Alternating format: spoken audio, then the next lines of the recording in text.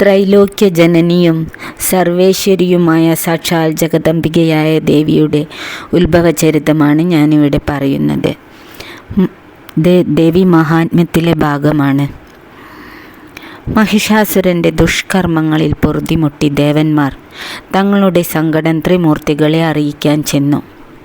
അവരുടെ വിഷമങ്ങൾ കേട്ട് അത്യധികം കോപം കൊണ്ട് ഉജ്ജ്വലിച്ചിരിക്കുന്ന ബ്രഹ്മവിഷ്ണു മഹേശ്വരന്മാരുടെയും ഇന്ദ്രൻ്റെയും വദനാരവിന്ദങ്ങളിൽ നിന്നും മഹത്തായ ഒരു തേജസ്സൊത്തുകൂടി.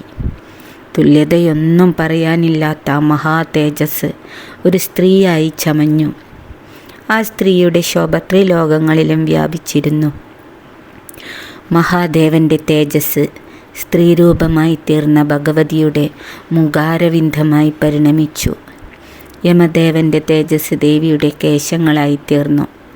നാരായണനിൽ നിന്നുമുണ്ടായ തേജസ്സാണ് ഭഗവതിയുടെ കൈകളായി തീർന്നത്. ചന്ദ്രൻ്റെ തേജസ് സ്തനങ്ങളായും ദേവേന്ദ്രൻ്റെ തേജസ് മധ്യഭാഗമായും വരുണ തേജസ് കണങ്കാലുകളും തുടകളുമായും ഭൂമിദേവിയുടെ തേജസ് ജഗന്നപ്രദേശമായും തീർന്നു. ബ്രഹ്മ തേജസ്സിനാലാണ് ഭഗവതിക്ക് പാദങ്ങൾ ഉളവായത്. സൂര്യ തേജസ്സിനാൽ തൃക്കാൽ വിരലുകളും വസുക്കളുടെ തേജസ്സിനാൽ കൈവിരലുകളും വൈശ്രവണ തേജസ്സിനാൽ ദേവിയുടെ നാസികയും ഉണ്ടായി. പ്രജാപതിമാരുടെ തേജസ്സാണ് ദേവിക്ക് ദന്തപംക്തിയായി തീർന്നത്. മനോഹരമായ കണ്ണുകൾ അഗ്നിത്രയങ്ങളുടെ തേജസ്സിനാലുണ്ടായി. 2 സന്ധ്യകളുടെയും തേജസ്സാണ് ഭ്രൂവായി തീർന്നത്. വായു ഭഗവാന്റെ തേജസ്സിനാലാണ് ചെവിയുണ്ടായത്. മറ്റു ദേവതേജസ്സിനാൽ ബാക്കി അവയവങ്ങളുണ്ടായി. ഇങ്ങനെ രക്ഷാരൂപിണിയായ ശിവാഭഗവതി അവതരിച്ചു. അനന്തരം ദേവന്മാർ ആയുധങ്ങളെയും ആഭരണങ്ങളെയും ദേവിക്കായി സമർപ്പിച്ചു. മഹാദേവൻ തൻ്റെ ത്രിശൂലത്തിൽ നിന്നും ഒരു ശൂലമുണ്ടാക്കി ഭഗവതിക്കായി സമർപ്പിച്ചു. നാരായണൻ തൻ്റെ സുദർശന ചക്രത്തിൽ നിന്ന് നിർമ്മിച്ച ഒരു ചക്രായുധത്തെയും വരുണൻ ഒരു ശംഖിനെയും അഗ്നിദേവൻ വേൽ എന്ന ആയുധത്തെയും ദേവിക്കായി സമർപ്പിച്ചു. വായു ഭഗവാൻ വില്ലും അമ്പൊടുങ്ങാത്ത 2 ആവനാഴികളും അമ്മയ്ക്കായി സമർപ്പിച്ചു.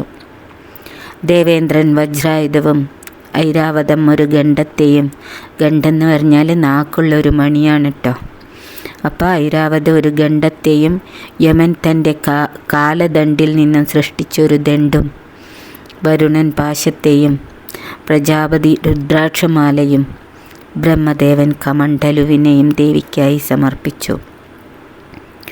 സൂര്യദേവൻ അമ്മയുടെ രോമകൂപങ്ങൾ തോറും തൻ്റെ രശ്മികളെ പ്രസരിപ്പിച്ചു. കാലൻ ഗഡ്ഗത്തെയും പരിചയെയും ആ സാക്ഷാൽ ജഗദംബികയ്ക്കായി സമർപ്പിച്ചു. ക്ഷീരസമുദ്രം അതിനിർമ്മലമായ 2 മുത്തുമാലയും അശേഷം മുഴുക്കില്ലാത്ത 2 വസ്ത്രങ്ങളും, വിശ്വകർമാവ് ചൂടാമണി, കർണാഭരണങ്ങൾ, കൈവളകൾ, ചന്ദ്രക്കല, തോൾവളകൾ, കാൽച്ചിലമ്പുകൾ, കണ്ഠാഭരണം, രത്നം പതിപ്പിച്ച മോതിരങ്ങൾ, വെൺമഴു, നാനാതരത്തിലുള്ള അസ്ത്രങ്ങൾ, കവചം എന്നിങ്ങനെയെല്ലാം അമ്മയ്ക്കായി സമർപ്പിച്ചു.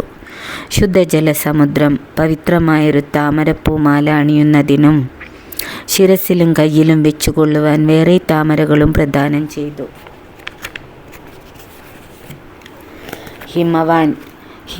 ഹിമവാൻ ഒരു ഉത്തമമായ സിംഹത്തെ വാഹനമാക്കുവാൻ വേണ്ടി അമ്മയ്ക്ക് കൊടുത്തു. നാനാവിധ രത്നങ്ങളെയും ദേവിക്കായി സമർപ്പിച്ചു. വൈശ്രവണൻ ഒരിക്കലും വറ്റാത്തൊരു സുരപാത്രവും അനന്തൻ ശ്രേഷ്ഠമണികളാൽ പരിശോഭിതമായൊരു നാഗഹാരത്തെയും മറ്റെല്ലാ ദേവന്മാരും ഭഗവതിക്കായി അലങ്കാരാഭരണങ്ങളും ആയുധങ്ങളും സമ്മാനിച്ചു. സിംഹത്തെ വാഹനമാക്കി അതിന്മേൽ ആരോഹണം ചെയ്തിരിക്കുന്ന സാക്ഷാൽ ജഗദീശ്വരിയെ കണ്ട് ദേവന്മാർ ദേവി ജയ ജയ എന്നിങ്ങനെ ഘോഷിച്ചു. ഇതാണ് അമ്മയുടെ ഉത്ഭവചരിതത്തിനെ പറ്റിയിട്ട് ദേവി മഹാത്മ്യത്തിൽ പറഞ്ഞത്. ഇതേപോലെ തന്നെയാണ് ദേവി ഭാഗവതത്തിലും വർണ്ണിച്ചിരിക്കുന്നത് ദേവി ഉത്ഭവചരിതം. എന്തെങ്കിലും തെറ്റ് വന്നിട്ടുണ്ടെങ്കിൽ ക്ഷമിക്കണം കേട്ടോ.